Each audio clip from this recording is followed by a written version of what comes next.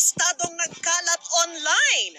Ang pangungodigong yan, inireklamo ng mga magulang at mga guro. Unfair dun sa mga nag-aaral talaga. Parang binabaliwala natin yung tinuturo ng teacher. Isa pang eksklusibo, isang buwang gulang na sanggol, paano napunta sa Imbornal sa ilalim ng tulay sa Laguna? Senador Richard Gordon, bumuelta sa mga banat ni Pangulong Duterte. You are a cheap politician, Mr. President. Cheap politician, as cheap as they come, Mr. President. Panawagan ng Philippine Red Cross, huwag silang idamay sa hidwaan. Probinsya ng Cavite, ilang buwan na raw hindi nakakatanggap ng mga bakuna, umaapela ng dagdag na supply. At ang patikim ng mga bituing bibida sa upcoming serye na To Have and To Hold. Basically, a story of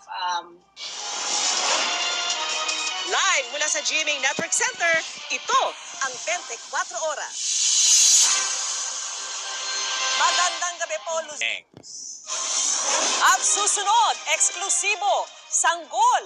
Bakit nasa loob ng Imbornal sa Laguna?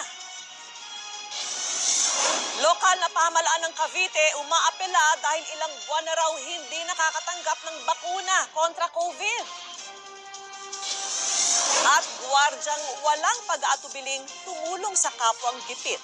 Hinangaan ng mga netizen. Dudukan lahat ng yan, dito lang po sa 24 Oras. Susunod, sanggol na nakitang mag-isa sa loob ng Imbornal sa Laguna. Kumusta kaya ang lagay?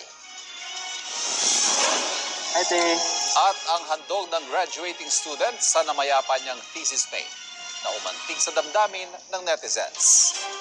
Tuloy-tuloy ang pagtutok dito lang sa 24 Oras.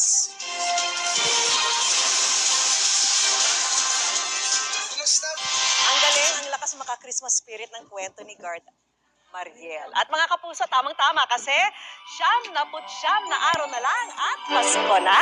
Ayan.